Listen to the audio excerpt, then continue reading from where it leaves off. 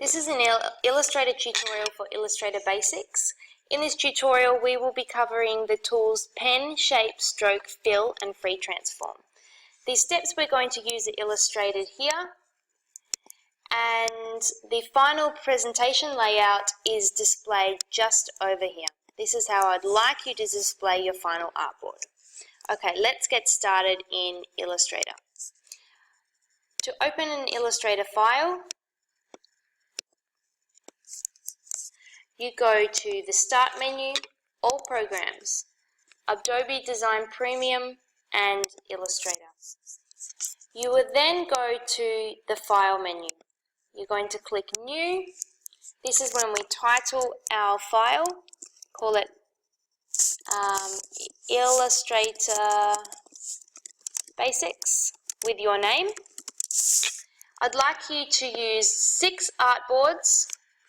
Make sure our size is A4 and that we have selected the landscape.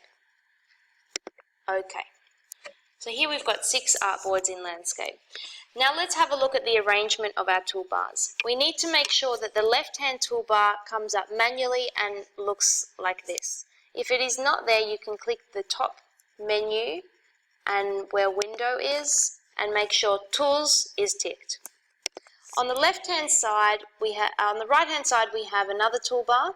We need to make sure we have Color, Color Guide, Color Swatches, Stroke, and Layers. If you cannot see these tools here, please check on the Window tab and make sure you can select these. Okay, we're going to create 3 shapes first. You're going to hover over the Shape tool on your left-hand toolbar and select the Rectangle tool. Click and drag while holding Shift. This will create a perfect square. We then want to select a different color for our square. Bring your mouse down to the color swatch on the left-hand side. Hover it over, it will say Fill. Double click and a color picker will come up. You can either select your color here and click OK. Alternatively, you can go to the swatches and click a pre-selected swatch. Once you've selected a color, click your selection tool, which is your black arrow, on the screen. We're then going to create another shape. This time a circle.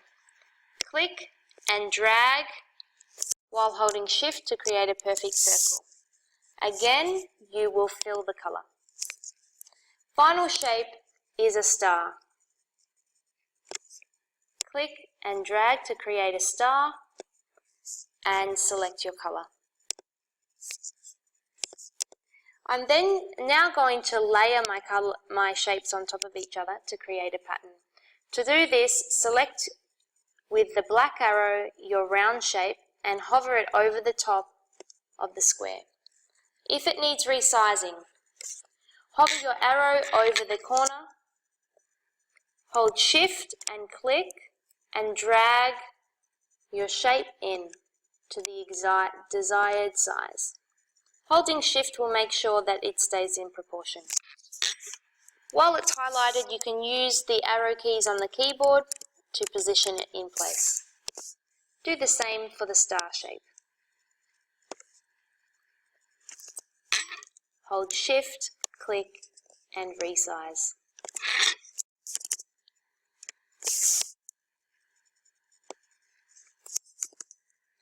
You now have the basic outline for the start of your pattern. To group this, you can hold the black arrow key and drag it across all shapes. Control G will mean that all shapes will be grouped together so that you can move them around without leaving one behind. For now, highlight what you just grouped and click Control Shift G. This will now ungroup and all items will be separate. I would like you now to experiment with the Stroke tool. Click on one of your shapes and come down to the left menu where we have a stroke icon. Double click. You can now select a color for your stroke and click OK. Alternatively, you can come up to the color guide, click on the stroke, make sure that it's in front, and select a color here. To make sure that I can see my stroke on my shape, I must change the weight of the stroke. Click on your stroke tool on your right hand menu and push up the weight here. You can notice that the outline of my shape gets thicker. I'd like you to do this for one or two of the shapes.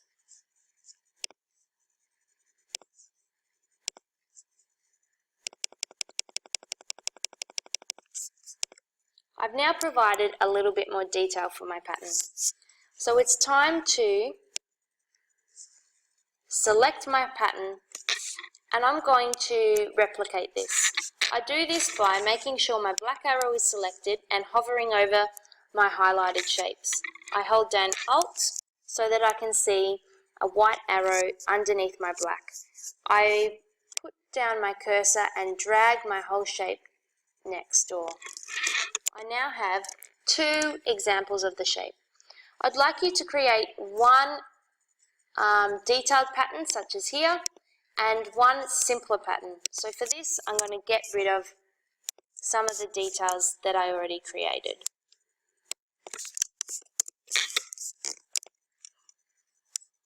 Now it's time to group each icon. Like I mentioned before, make sure your black arrow is selected, highlight one of the patterns and click Ctrl G. Do the same for your simple pattern. Highlight and click Ctrl G. We now want to make sure that these line up perfectly to each other. If you need to rescale, hover your arrow over the corner, hold down Shift and size it up a little bit. I now have two that are almost perfectly the same size. I'm going to click on both shapes while holding Shift, so they're both highlighted, and I'm going to group these together by clicking Ctrl G. To create a pattern, I must repeat these shapes. So I'm going to highlight what I just grouped. I'm going to hold Alt and drag across. If I hold Shift at the same time, it will make sure my shapes stay in line with the one that I'm copying. I would now like to alternate the shapes that I've created, and I can do this by highlighting. I can click right click and go to transform. I then highlight the reflect tool. It will ask me if I want to reflect horizontal or vertical. I'm going to make sure vertical is selected. I can highlight the preview button to see how that will look, and I can go OK. So if you would like to reflect any of your patterns, you will use this tool. I'm going to replicate all of these and see what pattern I can come up with.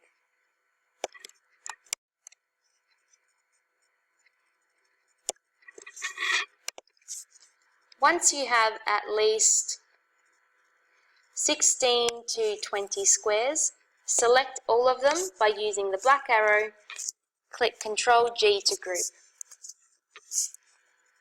Now that they're in a group, you can resize by holding Shift, hovering your mouse over the corner and clicking and drag. You now have one example of a pattern using basic shape, stroke, fill color and free transform tool. We're now going to use the pen tool to create a similar pattern. Pen tool is on the left hand menu. Hold it down while you click. Make sure pen tool is selected and not add anchor point or delete anchor point.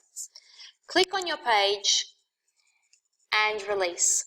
The next point, when you click, you must hold and also drag at the same time. You'll notice two rods that will appear. These rods are going to be able to manipulate the curve that you're making. Make sure that the fill color is turned off and your stroke is turned on at an appropriate weight. Okay, continue to make an irregular shape by click, hold, drag, click, hold and drag. Your final anchor point must connect and the pen tool will have a small circle to show that that's the case. Once that's happened, your shape is ready to fill. I'd like you to then deselect by clicking on the black arrow and clicking your artboard. Click back on the pen and now create another irregular shape.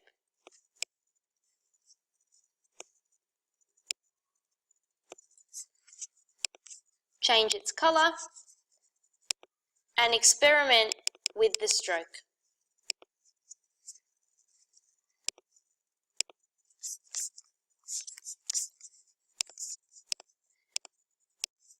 These two shapes you can layer on top of each other to create a pattern. You can also use the basic shape to create a background. Change the color and change the stroke. Now you will see that I need to make sure my background is behind my irregular shapes. Do this by selecting the front shape. Right-click, highlight Arrange, and click on the appropriate icon. Once you've got the finishing touches for your final shape, you're then going to go through a similar process as we did with our original pattern.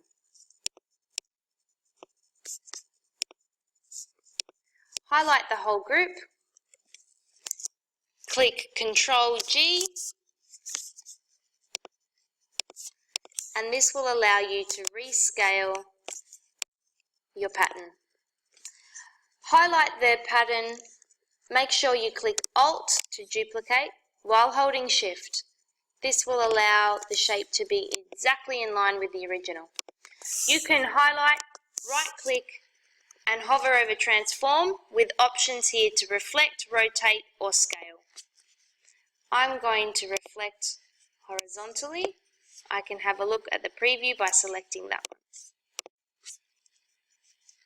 With this example, highlight those, click Ctrl-G to group, hold Alt and drag to the left or the right while holding Shift, and this will duplicate.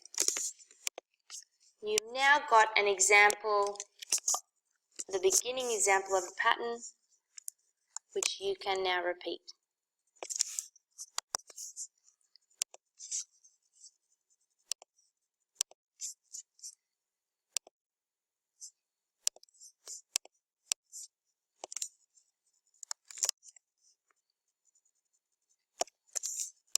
Once you have at least 16 to 20 examples, highlight them all, click Ctrl-G to rescale. Present both your patterns on one artboard and make sure you save your file by going File, Save. Please save this in your school hard drive or on your own USB.